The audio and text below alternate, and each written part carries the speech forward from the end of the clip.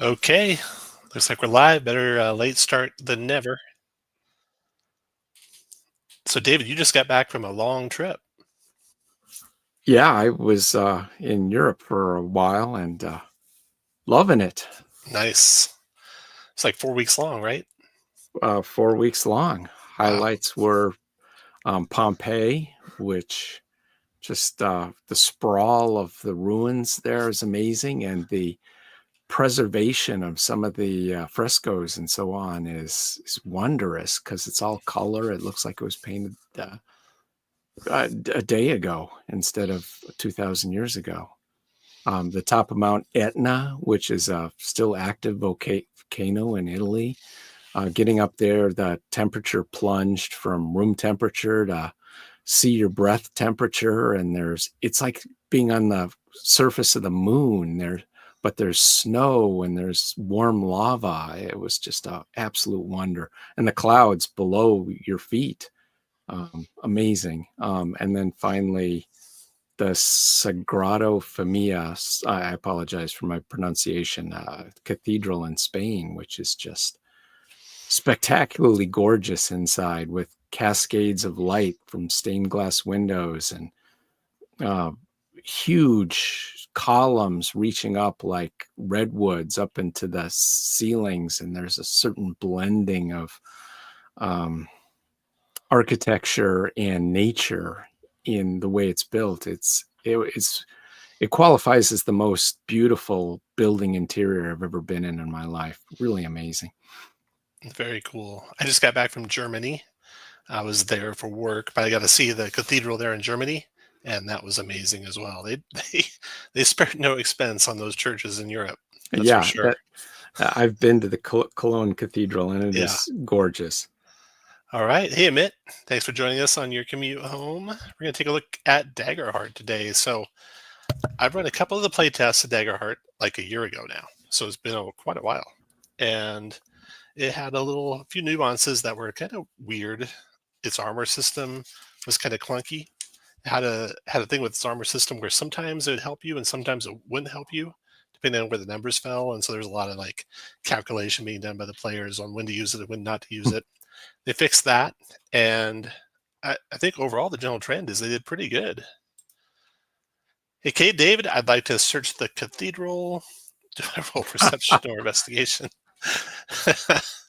That's a lot of water monster checks, Cade. A lot of water monster checks for those No cathedrals. doubt. These things are huge. It reminded me of the Temple of Elemental Evil. I'm like, how does this compare size wise? I need to go check that because it was enormous inside. Um, so yeah, they have some pretty cool stuff in here. So we're gonna look at some of the rules that I liked. We'll get David's first impressions on what the physical product looks like, and I'm prepping an adventure for it that we'll be running with a small group of friends, and we'll see some of my thoughts on prepping adventures. So we'll take a look at all that. And of course, any questions in the comments, fire away, everyone, and I'll try and take a look at that. So we are looking at Daggerheart here, and the first thing we go to is just the core mechanics. So this is on page 6 for Daggerheart.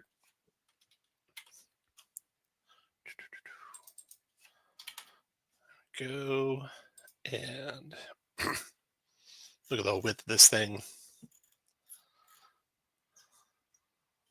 Core mechanics overview. So if you're not familiar with Daggerheart, you roll two 12-sided dice, and every die roll is going to be a result of either hope or fear.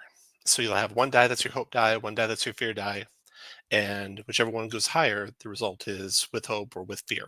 And generally, you add the two numbers together, you add your modifiers, you compare that to a difficulty to see if you succeed on something. Pretty straightforward. Criticals are any double, and that makes you an automatic success no matter if it's double ones or double twos or double 12s. And automatic hope and automatic clear stress. So the odds, I looked up the odds here. Rolling with hope, you're going to roll with hope 54% of the time, and you're going to roll with fear 46% of the time, round numbers. And the game's it can be pretty streaky, I found when I ran it the first time, because players can roll over and over and over, succeeding with hope. And then they're just building up hope. And the dungeon master, the game master's got a currency that they spend to take their actions called fear, and they do start with like a number of fear points equal to the number of characters in the party, so they'll have some fear to start with, but they'll need to spend that to interrupt if the players keep going with hope. Now, if the players roll with fear, or if the players fail a check, then play goes to the GM, and the GM does a move, and as soon as they're done with that move, they can spotlight more creatures by spending fear. Otherwise, it goes back to the characters. So if the characters are just overall failing and rolling with fear, that can just really stack up as well. And one thing I noted when I played, I ran a game and the players were rolling pretty poorly. I had a lot of fear stacking up, and it's like, man, if I just unleash all this fear on this party like all at once, it's going to be pretty bad for them. And so definitely you got to think about how you spend it. And there's some suggestions in the GM section about how to spend it so that you don't feel like you're playing softball with the players. Because I felt a little bit like I was playing softball because I had a whole bunch of fear and I was like, I shouldn't just go 12 monsters in a row here. That would be decimating. And they have some suggestions on what to do if that happens. Let's see, any questions on the core mechanic here? David, any questions on that? Are the suggestions like don't use some of that fear if you're going to kill everybody, Yeah, or it's like use it in chunks. Use a couple of it, go back to the players, a couple more, go back to the players. So you're using it like at 2 or 3 at a time if you're in surplus, is what the suggestion is. Tiger Upcut, thanks for joining. Criticals are any doubles, just like in Monopoly. Yeah, so that's 1/12 of the time. What is that percentage? 80 or 8% of the time you're going to crit. What else? Yeah, so that's the core mechanic. And just like D&D, the difficulty ranges are around 15 as average. And an average roll on 2d12s is 12 and a half. Now, since you get crits on any doubles, your average roll actually goes up because of that. So yeah, that's the core mechanic. Let's look at next. They have some stuff on telling story, player principles, and that'll vary table to table. It is very much couched in the manner that Critical Role likes to play. So real heavy focus on story, but really the mechanics don't care. The mechanics are the mechanics of the game, and if you play it differently, you can play it differently. Let's look at some of the base things having to do with like evasion, hit points, that kind of stuff. So this is on page 18.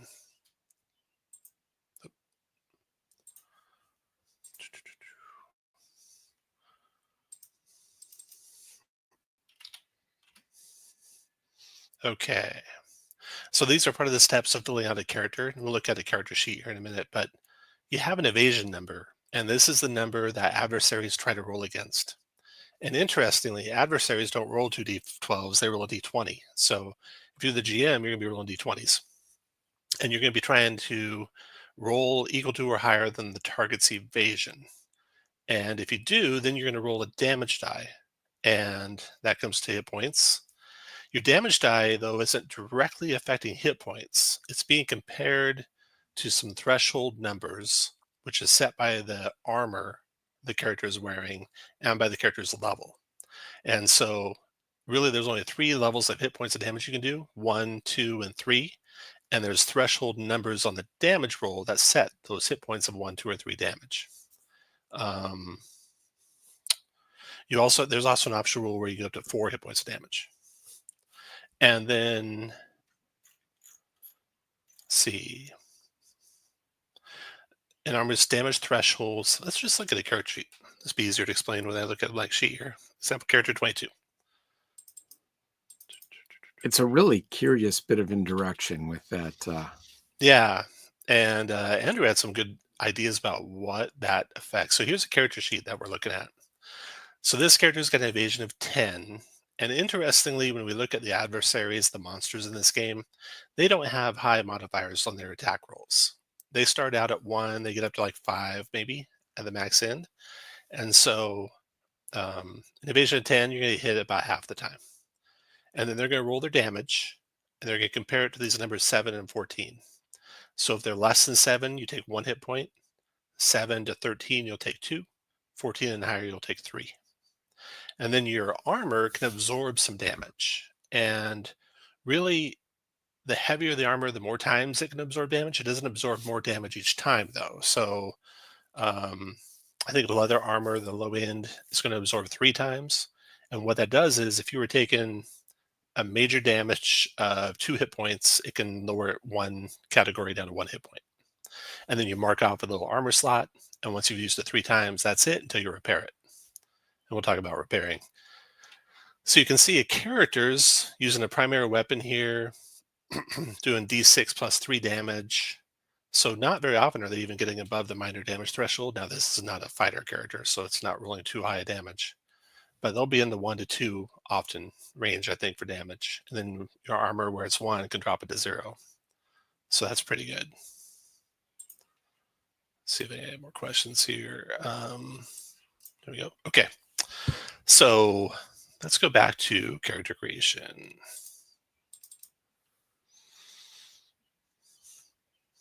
On one interesting aspect of the game is you're going to pick your class and you get your subclass right at the start.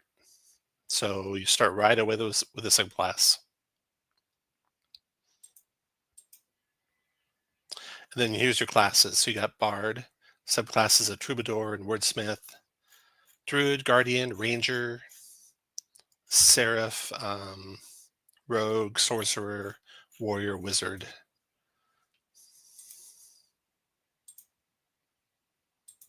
I was fascinated how the classes tie into the domains, where each of the class pulls from 2 domains, and there's at one point a sort of a wheel that shows how the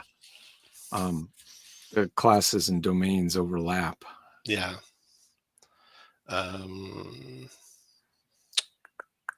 So your character creation steps here, you're going to pick your class first. And you saw that D&D in 2024 did the same thing, where it's like first step is pick class. Whereas it always used to be, the first step was pick your race or your ancestry, and then your class came second. I think everyone kind of realizes people want to know what class they're going to be first, and then kind of tailor the rest to that. So they pick class first, then they pick their heritage, and that consists of ancestry and community, which is like ancestry in 2024 D&D, or races before that. And the community is like background. And there's a whole bunch of ancestries to pick from. You have here 18 different ancestries you can pick from. You got your classic elf and dwarf and halfling and human, and then a bunch more, including the turtle. What do they call a turtle? Galapa. Galapa, yeah. And the communities, you got 9 to pick from. In Daggerheart, they don't really have languages. They just assume everyone speaks common, so a little bit less, background to the world from that. They kind of make up for it in some pretty complex world stuff that they have in the back of the book for different settings that they have. And I'm going to pull up there. Yeah, there we go. So your first step is you're picking classes, and I want to see if they have that wheel thing that you're looking at. Where did I see that? Domains? Yeah. There it is. So they have these domains, and there's 9 of them, I think, and each class is a mixture of 2 domains. And we're already seeing some play tests of some classes that are making new domains. So they have a play test up for a warlock that is Grace and Dread, and Dread is not one of the domains here. If I go back to the domain list.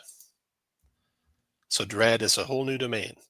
So right away, right out of the gate, they're already looking at more content. And given that this book's sold out, I imagine they're going to be able to make more books and probably make a lot of money on the whole system, I think. Another aspect of the book is that there's not a whole lot of adversaries to pick from. We'll see that when we look at the adventure that I'm prepping. I'm going to be using like half of the adversaries in the book for a one-shot adventure I'm running, for a tier 3 one-shot adventure. So they'll need to add a lot of adversaries pretty quickly to their system, I think, to keep people happy. One thing I really liked about the system was in character creation experiences. It's on page 20.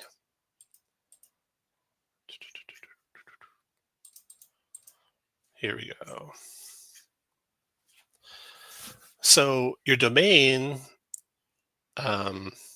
or your community, which is like background, gives you a couple of class features or a couple of character features, but it doesn't give you skills.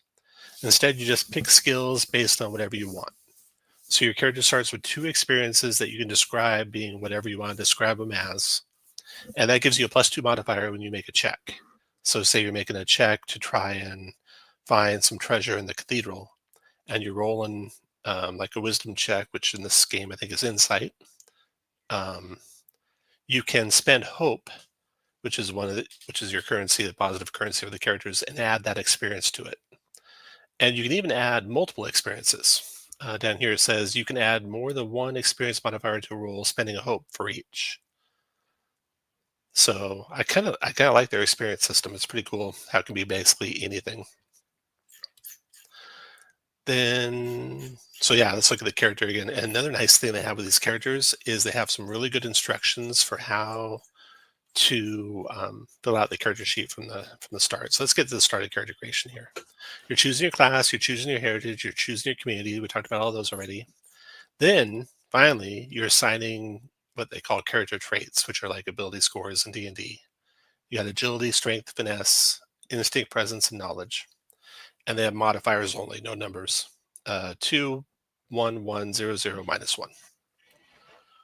So you can see if you're trying to make a check you're good at, you have an experience with it, you're going to roll 2d12, add 4 to it, and that's an average roll of 16.5. And so you're going to be rolling kind of a bit higher than you would think you'd roll in D&D if you're a DM trying to set difficulties. And they have a lot of really good advice on setting difficulties in here. That +4 would be from an experience. You get 2 from the trait, yeah, and 2 from the trait. experience, yeah. Okay. Okay, then they record evasion, hit points and stress, hope and fear. You choose your weapons. So they don't really go into a lot of minutia on equipment. You're just assumed to have some starting equipment. You're assumed to have starting weapons and starting armor. And we'll look at those in a little bit more detail in a little bit. There's no rules limiting the size of your inventory. So your inventory includes basically, they say here, anything else your character is carrying. They have some examples of things characters can carry, and you can see the abstract gold quite a bit. If you wanted to be technical, a handful of gold, they define as 10 gold pieces. Minor health potions clear 1d4 hit points. You can see you only have like a few hit points. Even at the highest level, highest creature monsters only have a few hit points, maybe at max 9 or 10 or something. We'll look at that when we get there. You create your experiences, and that's it. So here's what a character would look like. This is a sorcerer, 10 evasion, 3 armor, +2 in instinct, which is like wisdom. So they're using instinct for sorcerer casting. Let's see, How much health? How much health? They have 6 hit 6. points and 6 stress.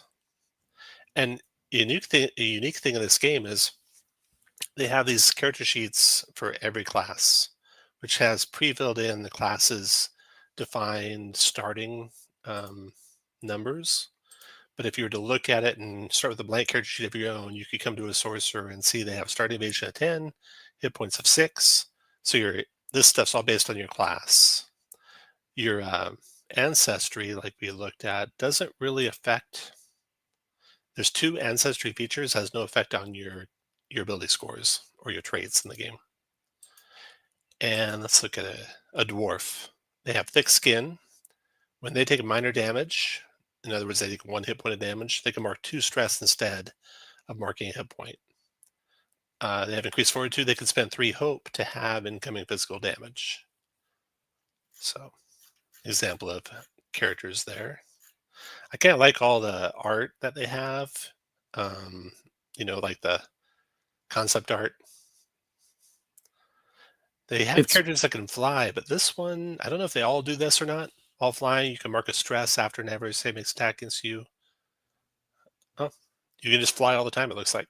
So yeah, they have characters that can start off just flying constantly.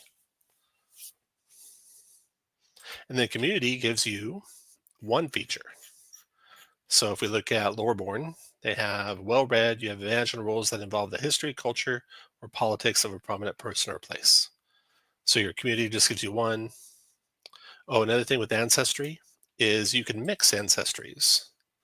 So if you want to do a half elf, half human, then you take a trait from the elf and a trait from the human, and that's it. So here's choosing an ancestry feature of a mixed ancestry, and they have some examples: a horned toad, a ribbit infernus character, a fairy simian character. You know, you can just mix and match whatever you want. This looks like a clank dragonborn character. So pretty customizable, I think, really there. yeah, it's super simple. And real simple, yeah. Not much to it at all. So back to the top here. So we did ancestry, community, additional player guidance, and that's it. So let me go back to the sorcerer character. If you pick a subclass, say you picked elemental origin on the sorcerer subclass, you'll get a foundational feature, and then your specialization features, they come at higher level, I believe. So you only have just that one feature. And then you're going to pick your domain cards. So additional player guidance, is that domain cards?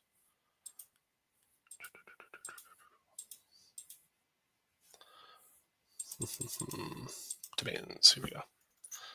Okay. So the domain cards, I think you start with one at first level.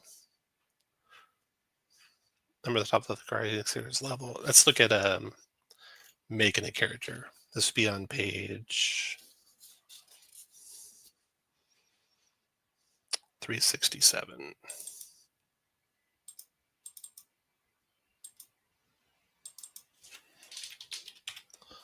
All right. So here you got samples of each class. And for example, if you're making a druid,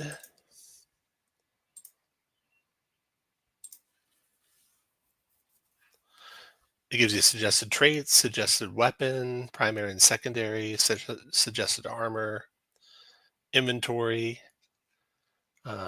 description stuff, background questions, connection questions, leveling up, which we'll talk about in a minute, and get back to the domain card here. Integration, there we go. Okay, so pick your class, choosing all your armor, creating your background, choose your domain cards.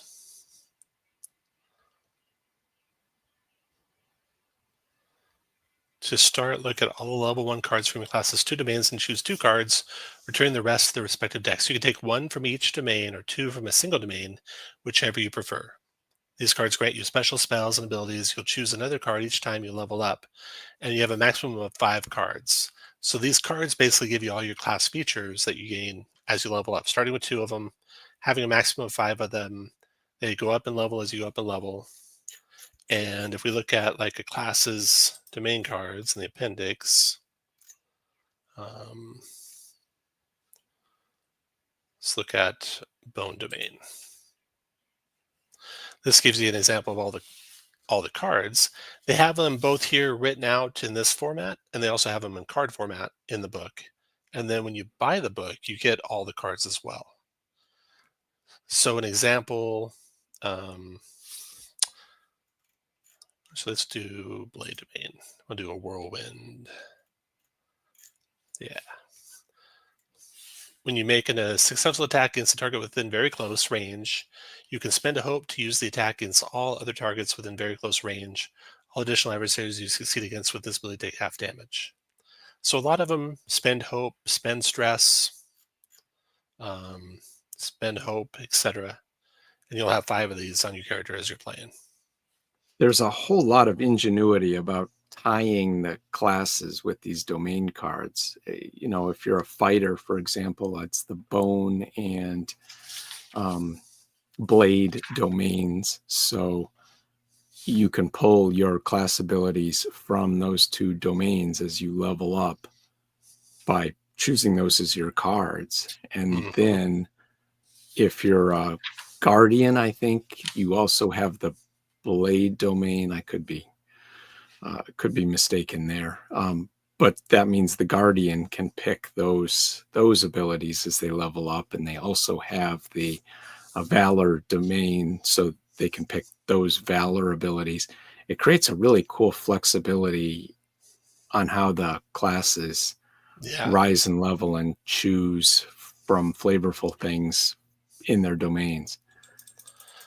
So Ray has a question. So any class can use these domain cards. Only classes that have the domain. So, for example, if we looked at Blade, the only 2 classes that would have access to the Blade cards would be Guardians and Warriors. And the cross one is Bone. The only 2 classes that access to Bone cards would be Rangers and Warriors. And Warriors would have access to those 2, Rangers those 2, Druid those 2, etc. Yeah. So that's how that works, Ray. And then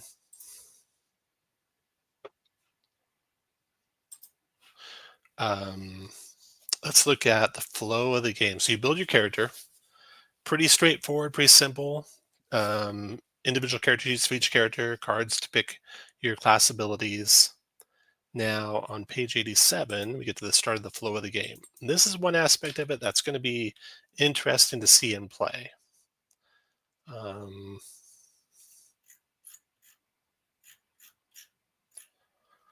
and that is the core mechanic of how turns go. So let's talk about how you get into a combat situation or a chase situation or something where you're trying to take actions, you're trying to succeed at things, um, you're making checks, you're rolling your 2d12, you're succeeding with hope, or succeeding with fear, or failing, etc. There's no real on purpose way that it goes around and cycles through each player.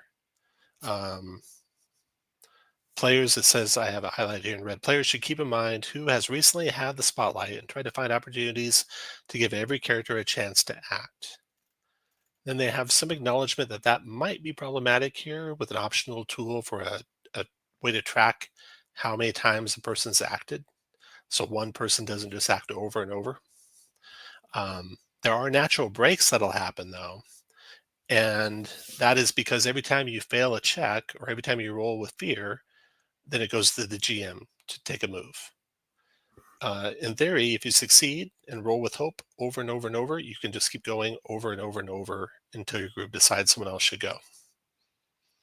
Is that switch is that a change? Because I seem to remember that it only flipped over to that GM when you rolled with fear, and now it's on failure and Fears and on failures. fear.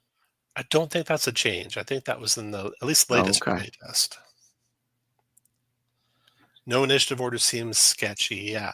So they talk about it um, in the introductory material on page 7, maybe page 9. Let me look in here. They say, what kind of role-playing game is Daggerheart? Free-flowing approach to combat to avoid slowing the game down with granular rounds, and it doesn't rely on grid-based movement for maps and minis. Well, I kind of think it's the opposite of that. If you don't have defined rounds, no one's ready when their turn comes up, and it takes longer. And there's discussion about who's going next. Yeah, lots of discussion about who goes next. Now, of course, you can ignore this with Daggerheart and just cycle through turns around the table, have every person take a turn in order. But that's not the default. I just don't like it when they say this is better when it's not been my experience that it's better. It's not faster in my experience. It might be more fun for some groups who like to discuss stuff at the table like that. And so that's definitely how they play the Critical Role games for sure. Okay, let's look at Hope and Fear, starting page 90. So you're asking about, how does the turn switch back and forth? So you're rolling a check, say an attack roll. You're rolling your duality dice, the 2d12s, and you can roll with hope if the hope dies higher, or fear if the fear dies higher. On a crit, it's hope, so you get a little bit more odds of getting hope happening. It also does extra damage and clears stress when you roll a crit. So those are all good things. Ray says, I was interested until I heard the initiative rules. I'm sure there are players in every group that like to be the spotlight. That's certainly a problem. And yeah, that's something you have to work out as a DM with your group, I think. Helping an ally, you can help an ally with something. If they're making an action roll, you can feasibly support. You have to spend a hope. So if you're out of hope, you can't help them. But if you have hope, you can help them. Advantage for the players is rolling a d6 and adding it to their roll. Advantage for the DM is rolling 2d20 and taking the higher of the two. So it's like it is in D&D. There's a special tag team role we can talk about in a minute.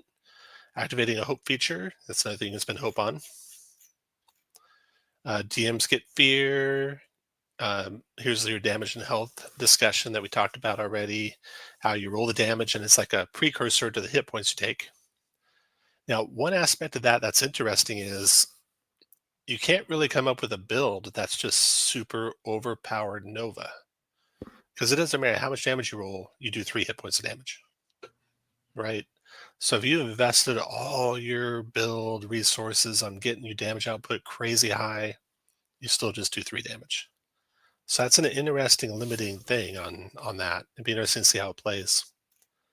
Coming down here, stress. If you happen to run out of stress, like you've marked your last stress, then you start taking hit point damage. But until then, stress is a good resource to play with to kind of push yourself and do various character powers. Some of them rely on stress to use. There's a fair amount of resources to track in this game with stress, hit points, hope. That's true. There are. You're going up and down on everything all the time. Not my favorite games. As a DM, I don't like it when I have DM resources that are going up and down constantly. So it's not my preference as a DM. I wonder how many DMs like that. Like would sit down and say, I really wish I had more things to track. I do kind of like the narrative notion of DMs gaining resources that they can use against the players, like doom points or fear points, because it kind of adds a natural ebb and flow without, the DM feeling like you're going outside of the rules to press the players. All right. We're coming up on a pretty neat little subsystem. The group action roles. I liked how they did this. I wonder if anyone has any experience with a system that does this.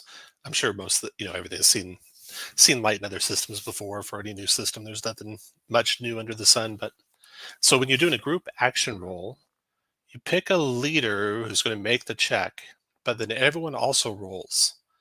And everyone who succeeds gives the leader +1, and everyone who fails gives the leader -1. So that's an interesting. I kind of like it. That way, everyone's taking part in action. Like if you're trying to sneak into a compound, your best stealth person is going to make the roll, but everyone else is going to make the roll too, and either add to it or subtract from it for them.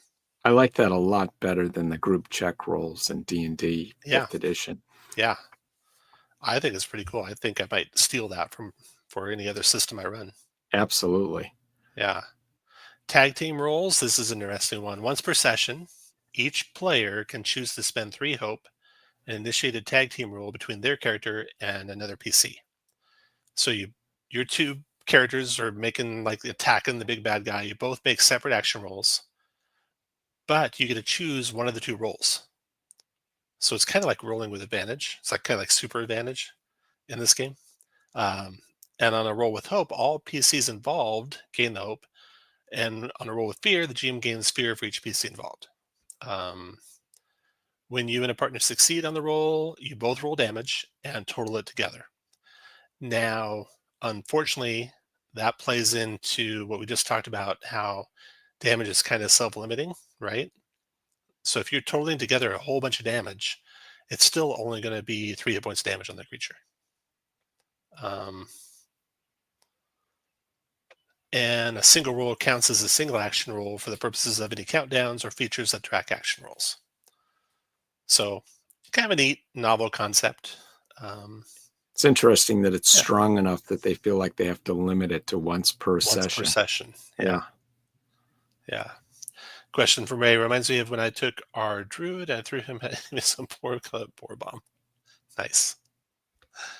Okay, so that's tag team rolls.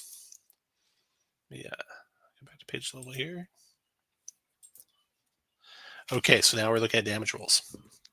So how does damage go up as you go up in level? Well, your character traits will go up as you go up in levels, but you also can increase your proficiency. So if you remember 4th edition, it's feels a little bit 4th edition-y of D&D. You roll as many damage dice as you have proficiency. So as you go up in level and your proficiency increases, you might be rolling, instead of D8 plus 5, you might be rolling 3D8 plus 5, for example. And the thresholds are going up all the time too. Remember, every character is adding their level to thresholds, and monsters at the higher tiers are getting higher and higher thresholds. So you're going to need higher and higher numbers to still do that 1 to 3 hit points of damage to them. Interesting. So it looks like the threshold is what's going to be rising mostly with the monsters, as opposed to the hit point totals. Exactly.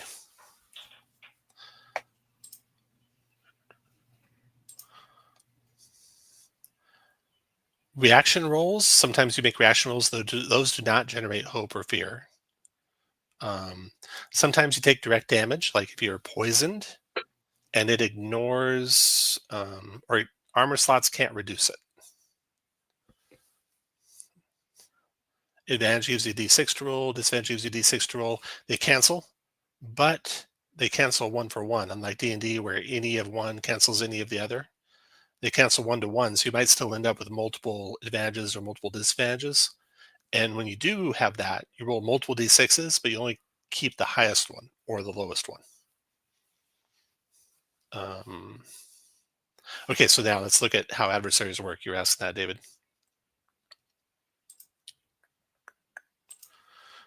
The flow of combat in Daggerheart's malleable, driven by the dice. The player characters pass the spotlight between themselves. So, right, if the players are continually succeeding and rolling with hope, they always get to act. And they can act the same person over and over and over, or they spread it around the party. When someone fails a roll or rolls with fear, it goes to the GM. Now, the GM can also interrupt by spending a fear just to interrupt.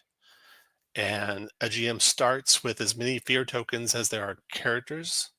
So when you come into your first battle, you have some fear tokens already. So you could, right in your first battle, the first player goes, you could immediately have the first monster go. And you could therefore control alternating it back and forth as the DM that way. And the GM can spend any number of fear tokens to keep going. And the players can't interrupt the GM as far as I know. So if the GM had built up 10 fear tokens, he could have 10 creatures go at once. Of course, there's suggestions not to do that in the GM section. Do the fear tokens carry from one battle to the next? They do. In fact, they carry from one session to the next, it says. No kidding. Yeah, okay. One session to the next.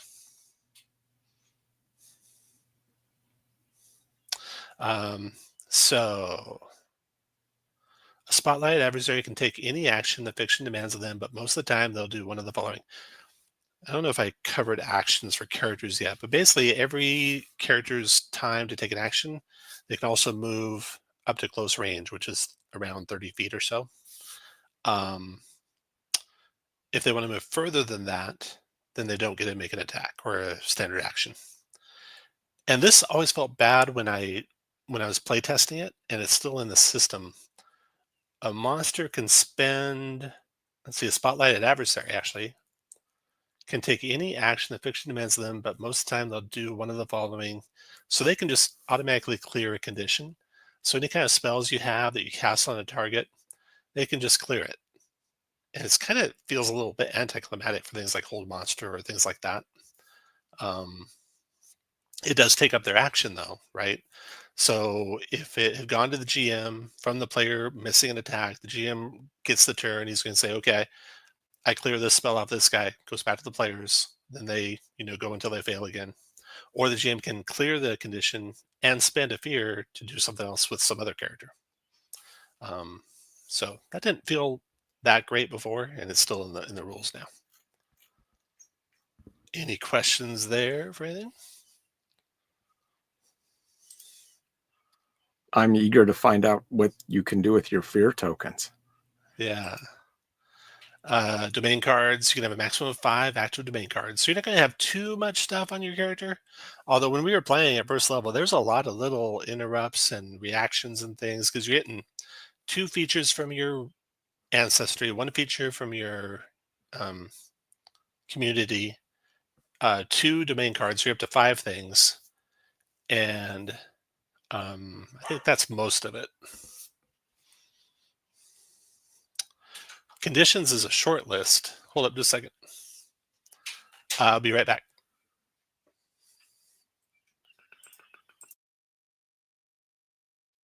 Okay, well, just the other day at my friendly neighborhood game store, I picked up the Daggerheart core set, and this was $59.99, and it seems like an incredible bargain. First of all, it's gorgeous. The art in here, the layout is just stunning. I was really knocked out by how good it looks. And then you get a in this slipcase, you get a box here with a little magnet clasp, and it has all the cards that we've been talking about. There's 6 decks of cards like this in here with all the domain powers on them. Beautiful cards. And then, of course, you get the book, which is this big chunky tome. So my first impression is, in seeing the value that they're delivering for the dollar here, is that they seem like they must be. I can't see how they're making money on this, but I'm sure they're not adopting TSR's old strategy from the '90s, where they're losing money on each thing they sell and trying to make it up in volume. Nonetheless, they got to have incredible volume to afford to print and publish all this stuff and make it such a great value. It's the best looking book, maybe the best looking RPG book I've ever seen, and even better than Wizards of the Coast has been producing. So props to Darlington Press.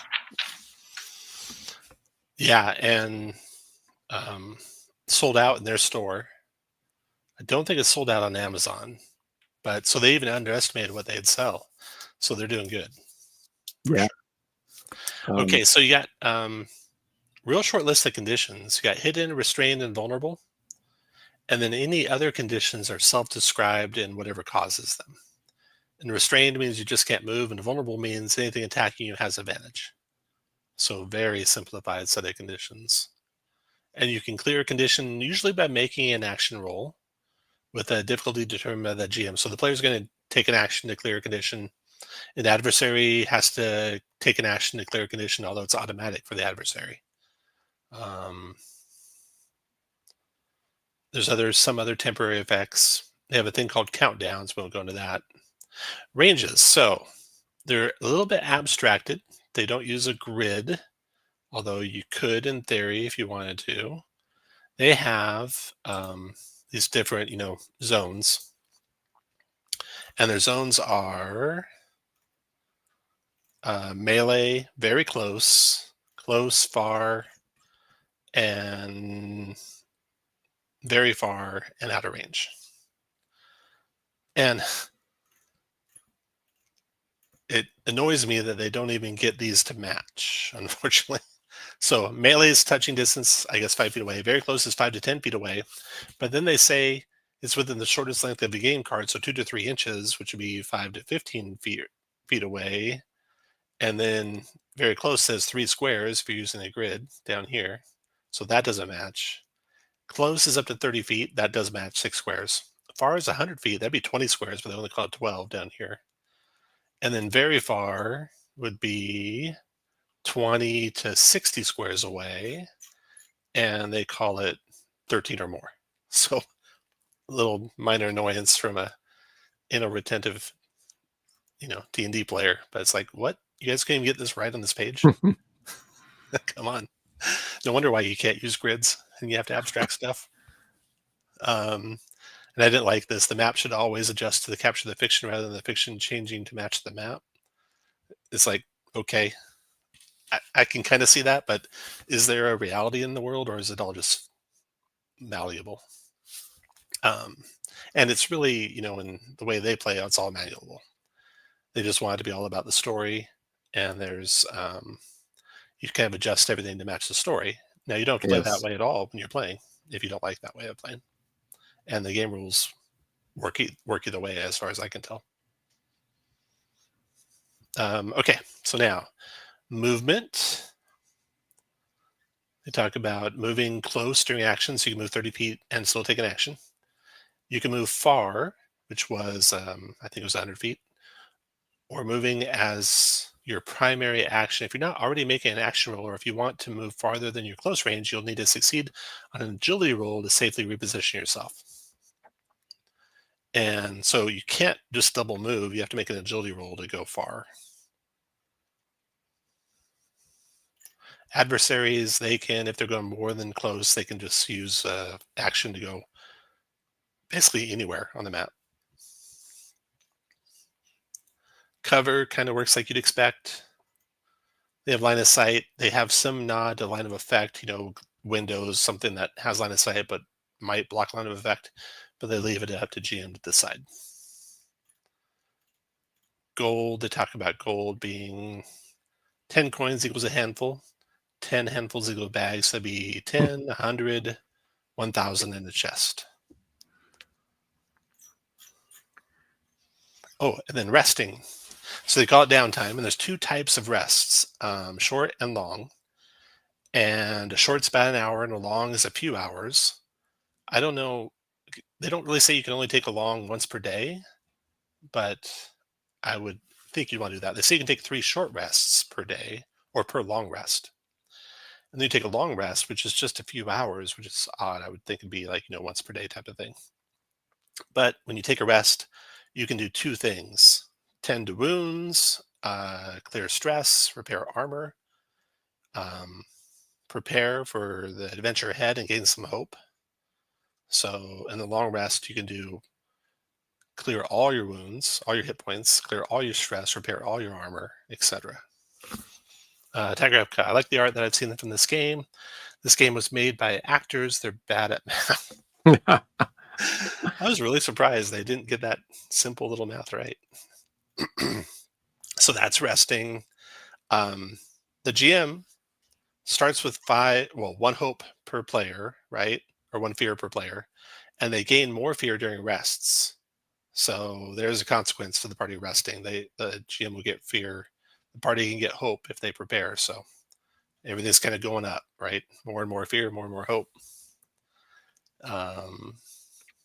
Is this a discouragement for the 5-minute adventuring day then? Yeah, is it? Because the party gets back a lot. They can only take 3 short rests before a long rest, but they don't limit long rest to once per day. I would think you'd want to. Hey, Douglas, thanks for joining. Great tempo builder. Yeah. Okay. What else I want to look at? We had looked at range. Oh, death is another great one. Now, this, they don't really go very softball on this. and I kind of like some of the stuff they have here. So as soon as you get your last hit point marked, you have to make a death move. You can choose to go out in a blaze of glory, where you can take one action at the GM's discretion, which critically succeeds, then cross through the veil of death. You can avoid death, so you just go unconscious, and you come back after a long rest if there's someone there to save you. After your character falls unconscious, roll your hope die. If its value is equal to or under your character's level, you'll gain a scar. And you can risk it all. Reroll both your dice. If the hope is higher, your character stays on their feet, clears an amount of hit points or stress equal to the value of the hope die. If you critically succeed, you clear every hit point, all stress. If your fear die is higher, you die. And scars, basically, as you build up scars, you lose hope potential. And once you're down to 0, you're dead. So everything kind of moves towards death pretty seriously in this game. They don't. It's not like you can just, play a character forever if you're playing a pretty high stakes game, which I found interesting. It's cool the way Yeah. they do all the death stuff and tie it Mhm. into narrative by, you know, uh, giving you those options to really make death feel heroic and legendary without just giving somebody an opportunity to drink a healing potion or something like that. Yeah. When they get below a certain, get to 0 hit points. Right. And it's weird how the hit points count up, like you're marking up a hit point. It's weird, but um, yeah. So I like that. That's really cool. For death, they have multi-classing. Um, let's look at leveling up. All right. So the default is milestone. The GM will tell you when you level up. And the tiers, tier 1 is level 1 only. Tier 2 is 2 through 4. 3 is 5 through 7. 4 is 8 through 10. There's just 10 levels in the game right now. I don't know if that'll ever go up. I have to agree, tier 1 being only one level, level 1 versus level 2 in almost any game is a big difference. Any game where you're maybe not so much this game, right? Because your hit points aren't going to be doubling or anything. You're not going to change a lot. D&D, it's definitely a big difference where you like double your hit points. So this game's not so much that way. But anyway, as you go up in a level, you'll have this little chart to look at. At level 2, you're going to gain additional experience at +2, which you get to make up. Gain a +1 bonus to proficiency, so now all your weapons are doing 2 dice of damage. And then you get to pick 2 options from the list below and mark them. So you can increase your character traits or your ability scores. You can add hit points, add stress, gain more experience, get an additional domain card, and or increase your evasion. And then once you get to tier 3, more of the same basically. And you can multi-class once you get to tier 3 at level 5. You can multi-class. So I think pretty neat system there. And kind of nearing the end of our hour. So let's look at adversaries real quick, and then we'll call it a night because I'm prepping for an adventure. And so I'm having to use their building of adversaries, and that's on adversaries environments. The adventures. Using adversaries.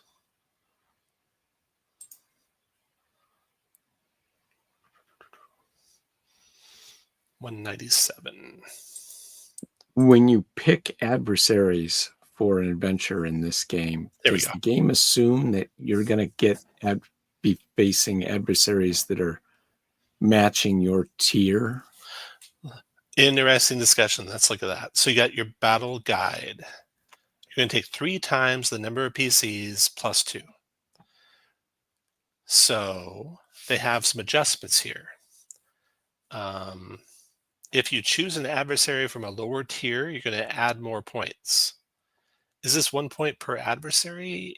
It doesn't say that necessarily, so I'm not sure.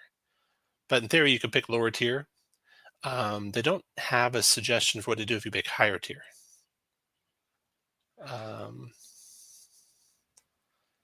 You can reduce the number of adversaries, just increase all the damage is another choice here.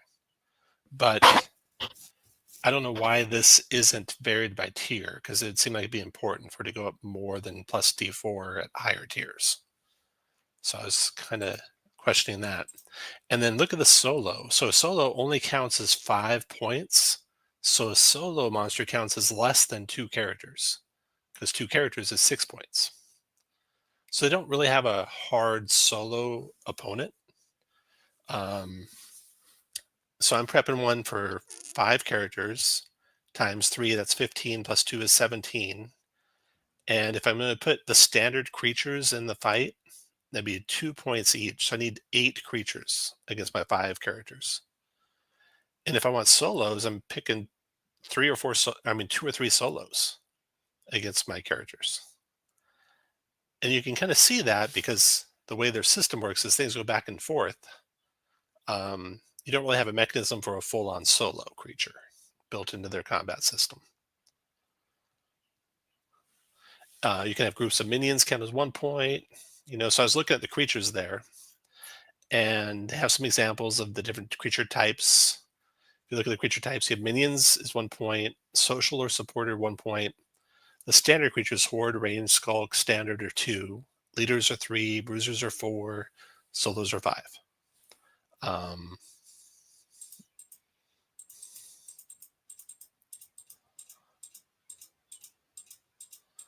They have a list of all the adversaries here. Here we go. So here's all the adversaries included in the book. And you can see there aren't a whole lot. And I'm getting ready to run a tier 3 adventure. And I'm going to use like half of these guys, or more than half, in this tier 3 adventure, depending on how long combats go. I'm not sure how long they'll go. So they're going to need more adversaries pretty soon.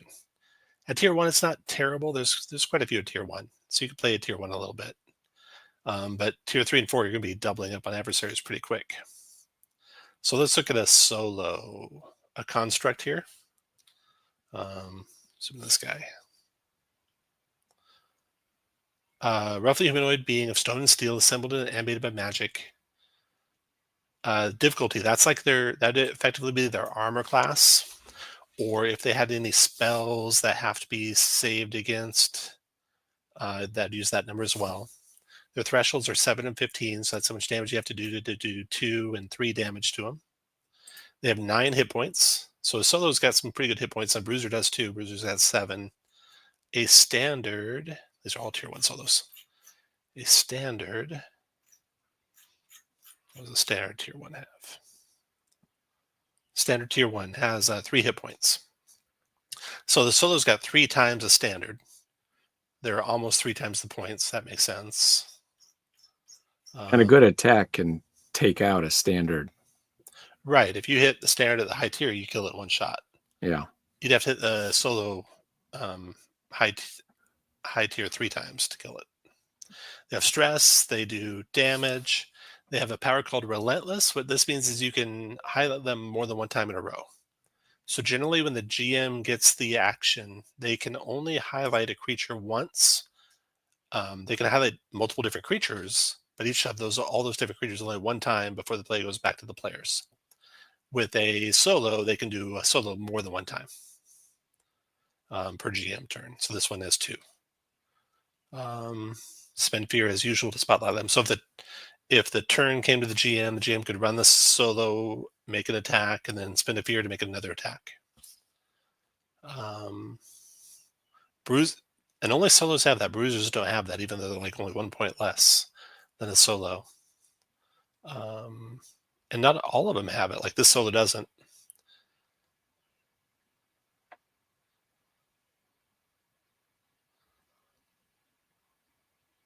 Ramp up passive. You must spend a fear to spotlight the ogre. While spotlighted, they can make their standard attack against all targets within range. So some of them might be able to just get more than one target at a time.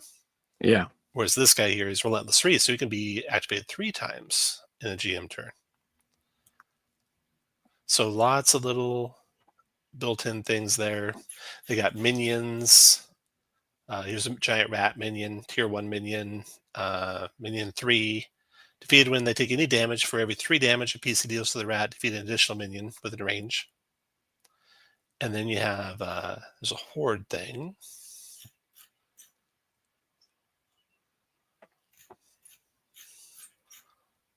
Minion, support, leader, bruiser.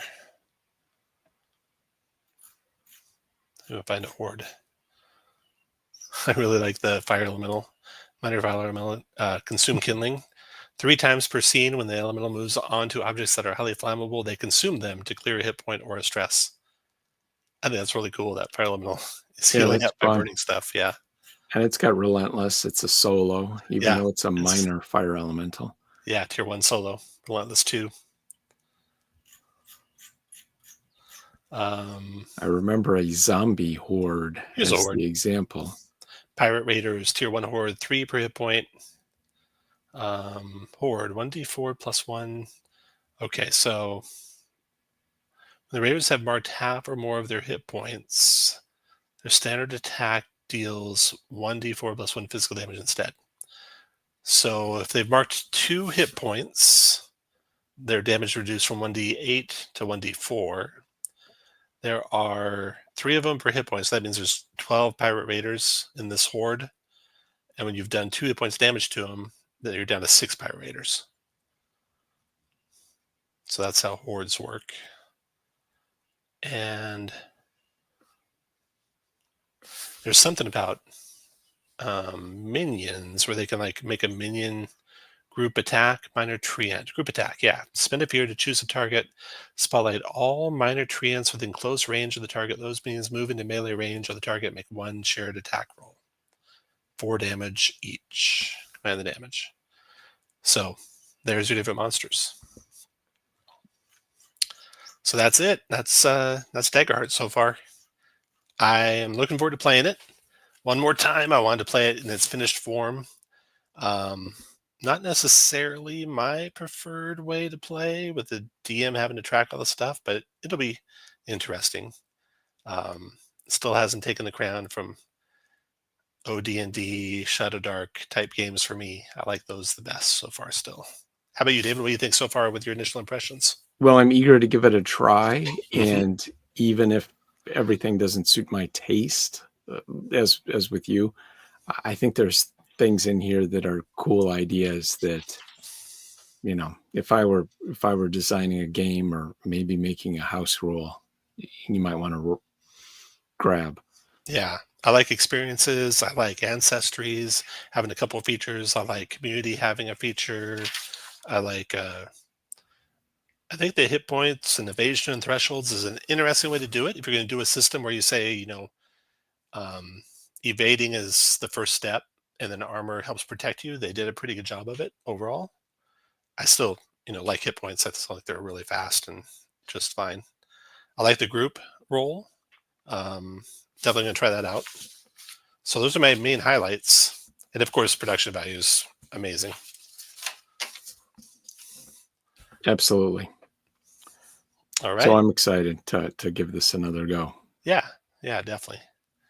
All right. Thanks everyone for watching. And I will, we'll see you all next time. Bye, folks.